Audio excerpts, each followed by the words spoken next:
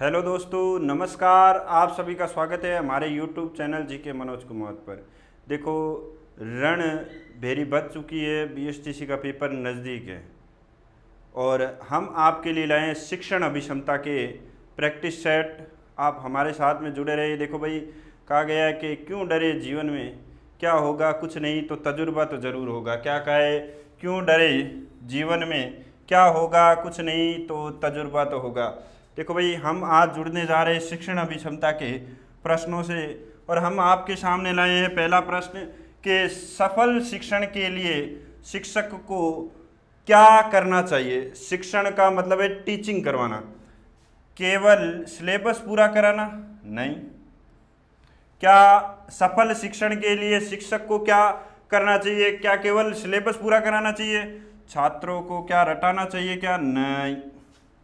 समय पर कक्षा छोड़ देना चाहिए? नहीं। यहाँ पर होगा विषय को छात्रों से जोड़कर पढ़ाना। यहाँ पर ऑप्शन सही क्या होगा? विषय को छात्रों से जोड़कर पढ़ाना।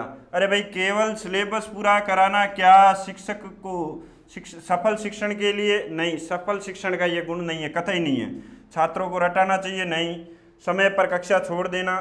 नहीं। विषय को छात्रों से जोड़कर पढ़ाना? अरे भाई, आप परिवार नियोजन के बारे में पढ़ा रहे हो तो परिवार नियोजन के बारे में बच्चों को बताइए, उसके खुद के परिवार के बारे में बताइए, उसको सामान्य जीवन से जोड़ के बताइए। हमारे पहले प्रश्न का आंसर होगा डी।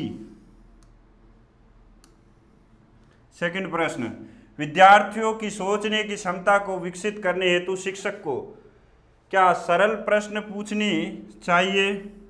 क्या उत्तर बताने चाहिए? क्या सोचने योग्य प्रश्न पूछने चाहिए या केवल किताबें पढ़वानी चाहिए? देखो भाई, विद्यार्थियों की सोचने की क्षमता को विकसित करने हेतु शिक्षक को क्या करना चाहिए? देखो, आप खुद एक शिक्षक बन के सोचो। ऐसा नहीं होगा आप अब एक विद्यार्थी नहीं हो, आप एक शिक्षक बन के सोचिए कि विद्यार्थियों की सोचने की क्षमता को विकसित करने हेतु शिक्षक को सरल प्रश्न पूछने चाहिए क्या? नहीं, सरल प्रश्न नहीं पूछने चाहिए। अरे भाई, उसके सरल प्रश्न पूछने से उसमें कोई सोचने की क्षमता विकसित नहीं होगी। उत्तर बताने चाहिए? नहीं। फिर वो क्या हो जाएगा? आपका आदी हो जाएगा कि गुरुजी बताएंगे हमको। सोचने योग्य प्रश्न पूछने चाहिए। उससे क्या कराना चाहिए? सोचने योग्य प्रश्न पूछने चाहिए ताकि क्या एक वो चीज़ों को कंसेप्ट समझे। प्रश्नों को घुमा कर देना चाहिए। केवल किताबें पढ़वानी चाहिए? नहीं। अरे भाई, खेत थोड़ी जोताना है यहाँ। तो यहाँ पर क्या होगा? सोचने योग्य प्रश्न पूछने चाहिए। आगे देखो भाई, अगला प्रश्न है हमारा, समूह गतिविधियां किस उद्देश्य से करवाई जाती है? अरे, समूह गतिविधियां मतलब ग्रुप में कोई काम कराया जाता है तो क्यों कराया जाता है? अरे, विद्यालयों में ग्रुप में काम कराया जाता है बच्चों से। 5-5 का या 10-10 का ग्रुप बनाया जाता है और ग्रुप बनाकर काम करवाया जाता है। कोई पेड़ पौधे लगवाना, कोई प्रोजेक्ट बनवाना। क्यों करवाया जाता है? सामाजिक व्यवहार और सामाजिक सहभागिता सिखाने के लिए। क्या समय बिताने के लिए? क्या छात्रों को थकाने के लिए? क्या शिक्षक को आराम देने के लिए? आपको इसमें से कौन सा उत्तर सही लग रहा है भाई? सामाजिक व्यवहार और सहभागिता सिखाने के लिए समूह गतिविधियां कराई जाती है। यानी कि समूह गतिविधियां किस उद्देश्य से की जाती है? सामाजिक व्यवहार और सहभागिता सिखाने के लिए, ना कि समय बिताने के लिए, ना ही छात्रों को थकाने के लिए, ना ही शिक्षक को आराम देने के लिए। अरे भाई, जिसकी जितनी बुद्धि होगी ना, वैसी प्रकार के प्रश्न भी गलत कर आएगा, क्योंकि उसको लगेगा कि समय बिता रहा है टीचर। तो हमारा यहाँ आंसर क्या होगा? ए, कि सामाजिक व्यवहार और सहभागिता सिखाने के लिए। देखो भाई, अगला प्रश्न, बच्चों में सीखने की रुचि तब बढ़ती है जब शिक्षक उससे क्या रटवाता है? अरे भाई, बच्चों में सीखने की रुचि कब बढ़ती है आप बताओ? क्या विषय को रोचक ढंग से पढ़ाया जाता है? क्या परीक्षा होती है तब? या डांट लगती है तब? देखो भाई, बच्चों में सीखने की रुचि तब बढ़ती है जब विषय को रोचक ढंग से पढ़ाया जाता है। अरे भाई, एक गणित एक मास्टर जी पढ़ा रहे हैं और एक गणित दूसरे मास्टर जी और पढ़ा रहे हैं, पर हमें पहले वाले मास्टर जी की गणित समझ में नहीं आती और दूसरे वालों की समझ में आती है। क्यों आती है? क्योंकि वो विषय को किस ढंग से पढ़ा रहे हैं? रोचक ढंग से। यानी कि रोचक ढंग से खुद रुचि ले रहे हैं और खुद उसमें रुचि लेकर पढ़ा रहे हैं। तो विषय को रोचक ढंग से पढ़ाया जाता है तब बच्चों में सीखने की क्या बढ़ती है, रुचि बढ़ती है, ना कि रटवाने से बढ़ती है, ना कि परीक्षा होती है तब, ना डांट लगती है। अरे भाई नहीं पढ़ने वाले के तो माने परीक्षा हो चाहे कुछ भी हो, कुछ फर्क नहीं पड़ता उसे। सुनना आगे भाई, देखो अगला प्रश्न है हमारा, यदि छात्र असफल हो रहे हो तो दोष किसे देना उचित है। अरे भाई यदि कोई बच्चा है जो बार बार असफल हो रहा है और तो उसी के लिए दोष किसे दें।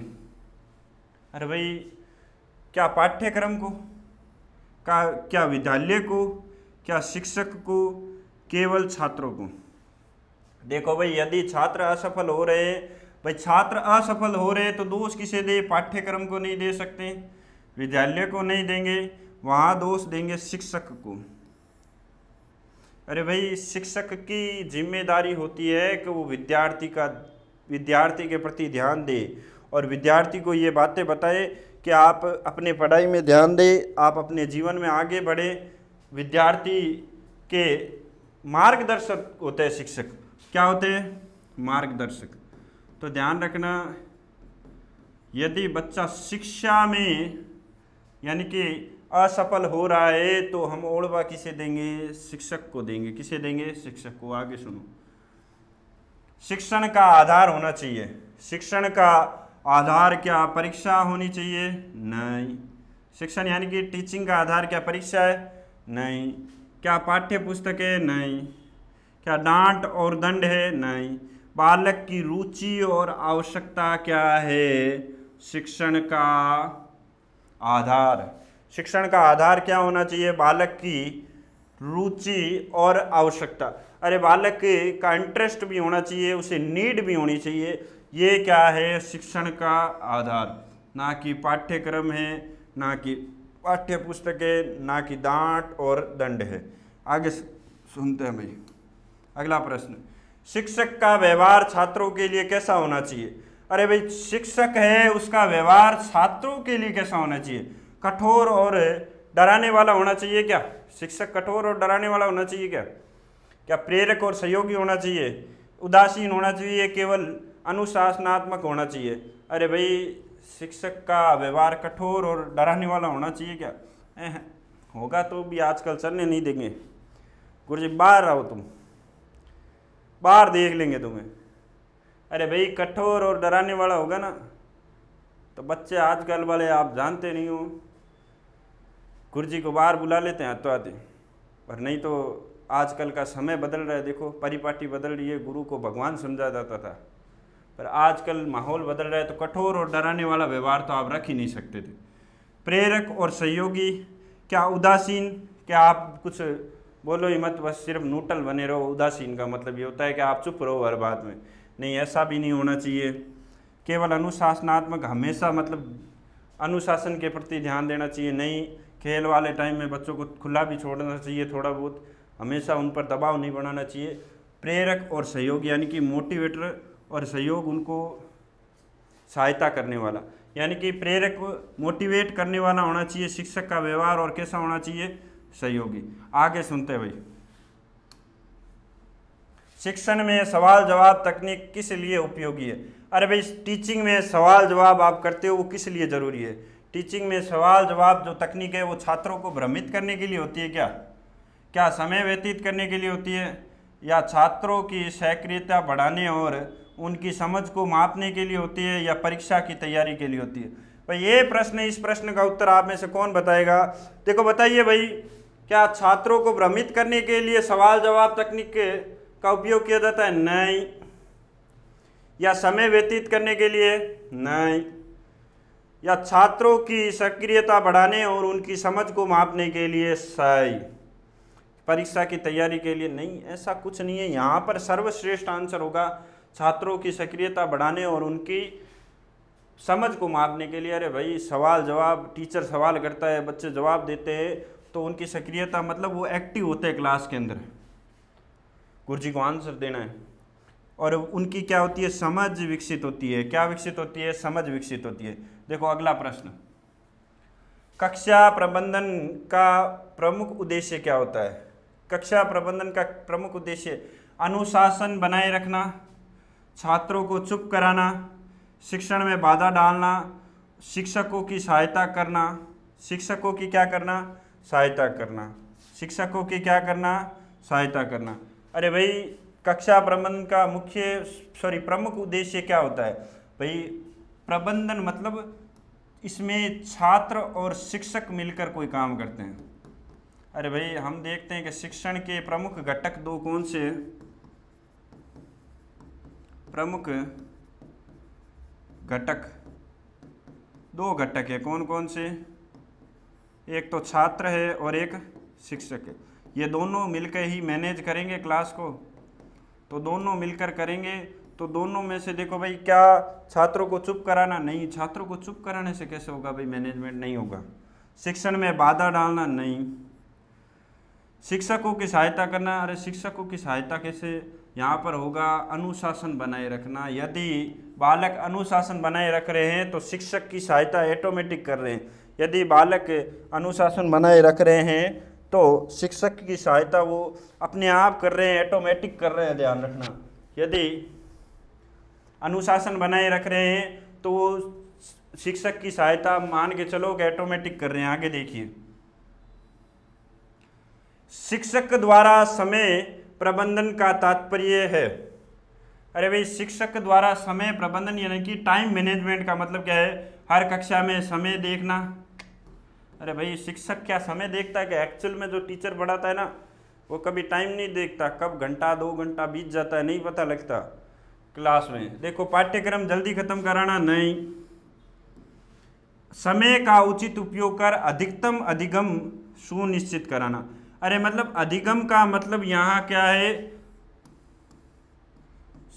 सिखाना या सीखना। अरे भाई समय का उचित उपयोग कर अधिकतम अधिगम सुनिश्चित करना मतलब बच्चे को सिखाना या सीखना। बच्चों को सीखना या सिखाना क्या है? अधिगम। तो मतलब बच्चों को जो चीज़ें पढ़ा रहे हैं, सिखा रहे हैं, बच्चों के व्यवहार में परिवर्तन ला रहे हैं, ये यहाँ क्या सही होगा? समय का उचित उपयोग कर बच्चों को अधिक से अधिक चीज़ें क्या करना? सिखाना। घंटी बजते ही कक्षा छोड़ देना? अरे भाई ये तो कोई बीड़ी मास्टर होगा वही छोड़ेगा, नहीं तो घंटी लग जाए तो भी टॉपिक नहीं पूरा हो तो टीचर नहीं छोड़ता। आगे सुनो, देखो भाई,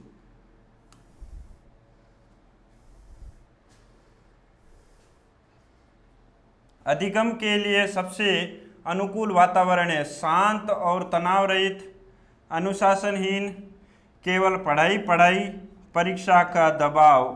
क्या केवल पढ़ाई पढ़ाई या परीक्षा का दबाव? देखो भाई यहाँ आंसर क्या होगा कि भाई अधिगम के लिए, अधिगम मतलब सीखने के लिए। किसके लिए? सीखने। अधिगम का मतलब क्या होता है?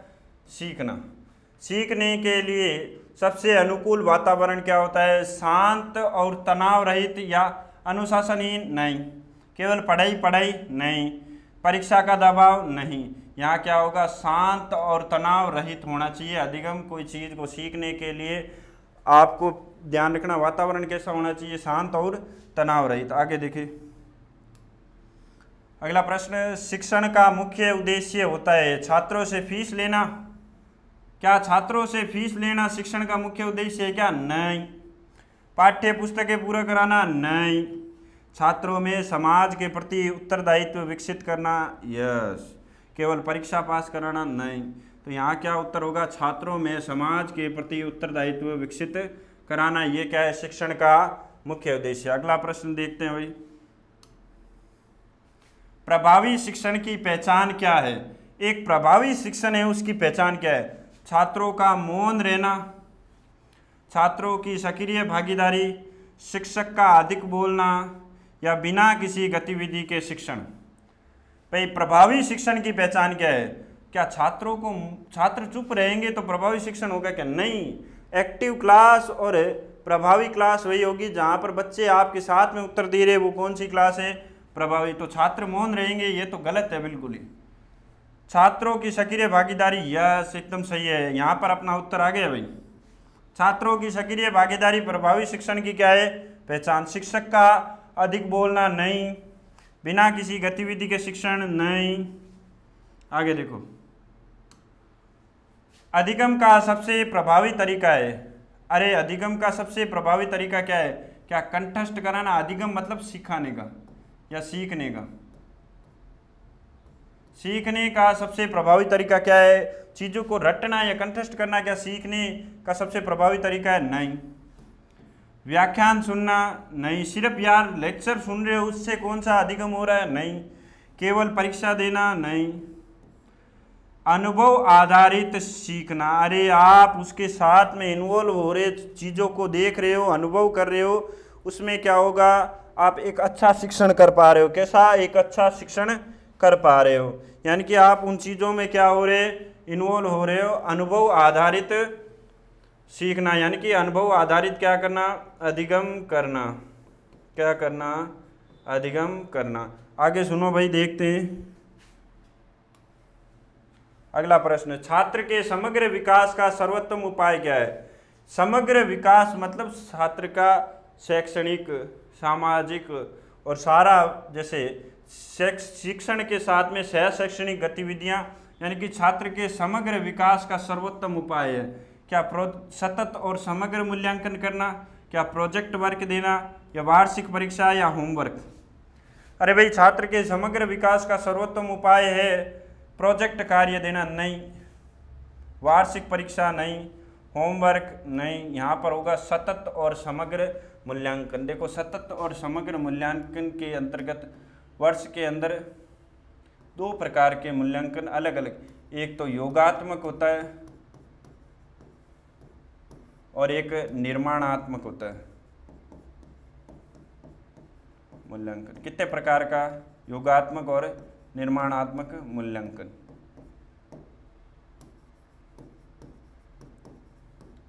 और योगात्मक फाइनल होता है, वर्ष में 2 बार होता है, और निर्माणात्मक वर्ष में कितनी बार होता है? 4 बार होता है। देखो भैया आगे सुनते हैं। प्रभावी शिक्षण में शिक्षक का प्रमुख कार्य होता है केवल पाठ्यक्रम पूरा कराना। अरे भाई प्रभावी शिक्षण यदि कोई शिक्षक कराता है तो उसका प्रमुख कार्य क्या होता है? केवल पाठ्यक्रम पूरा कराना? नहीं। छात्रों को डराना? नहीं। अरे भाई प्रभावी शिक्षक छात्रों को डराता ही नहीं है कभी। कक्षा में समय व्यतीत करना? नहीं। उसका काम होता है ज्ञान को रोचक और प्रासंगिक बनाना, जिससे एक खराब से खराब बच्चा भी क्या होता है, उसे इंटरेस्ट लेकर, रुचि लेकर पढ़ता है। ध्यान रखना भाई, केवल पाठ्यक्रम पूरा कराना से कोई बच्चा नहीं बैठता आजकल।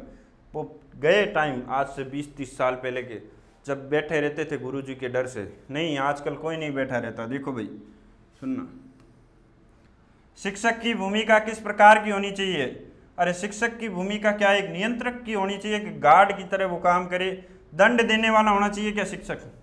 क्यों भाई, कोई वो थोड़ी है, कोई जल्लाद थोड़ी है शिक्षक। क्या मार्गदर्शक और प्रेरक होना चाहिए, या तटस्थ मतलब कुछ कहीं कहने वाला ही नहीं होना चाहिए?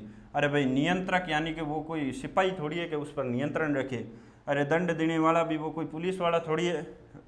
शिक्षक क्या होना चाहिए? एक मार्गदर्शक और प्रेरक होना चाहिए। अरे शिक्षक तो बहुत कुछ चीज़ें सिखाता है बेटा। यदि आपको एक अच्छा शिक्षक मिला है जीवन के अंदर तो आप बहुत कुछ कर सकते हो। अरे तटस्थ नहीं रहता शिक्षक। यदि कोई शिक्षक कहता है बड़ंदनी मन के करनो, तो मान के चलो वो शिक्षक शिक्षक ही नहीं है। एक अच्छा शिक्षक हमेशा ध्यान रखना, आपको अच्छी बातें बताएगा, आपको हमेशा सामान्य जीवन की जानकारी देगा। आगे सुनना भाई। देखो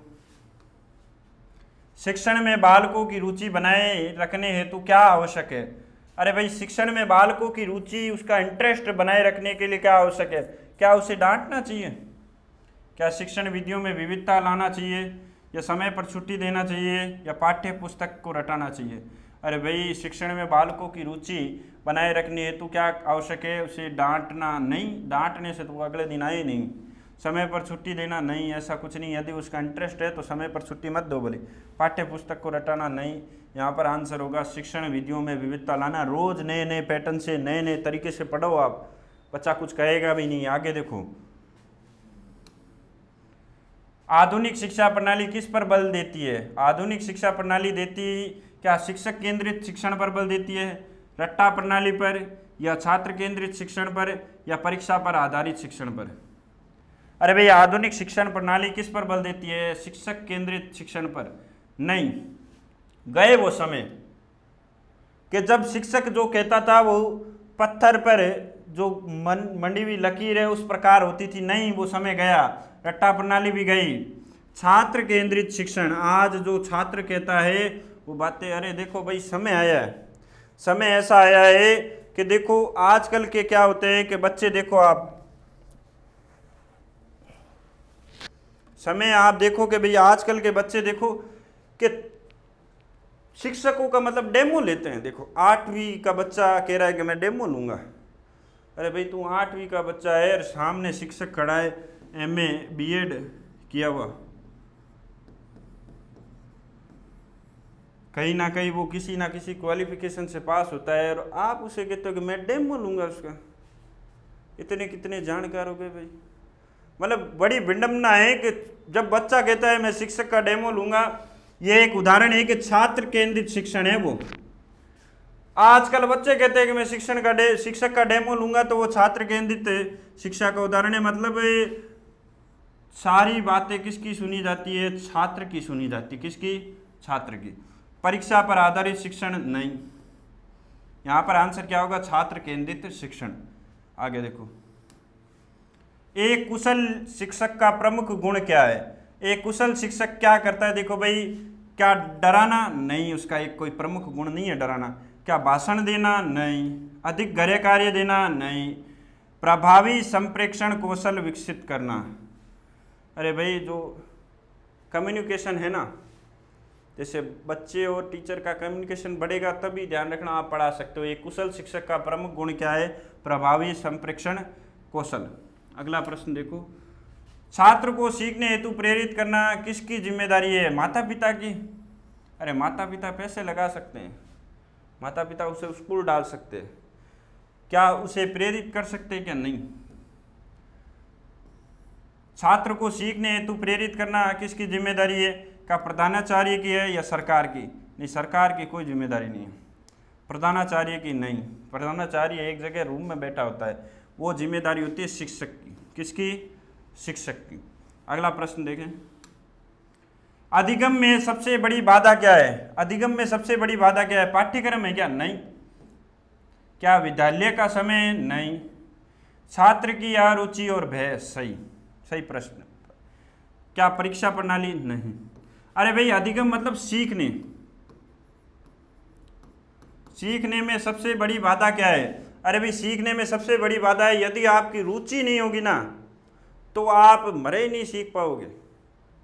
चाहे टीचर कितना भी अच्छा पढ़ा ले, आप नहीं सीख पाओगे भाई।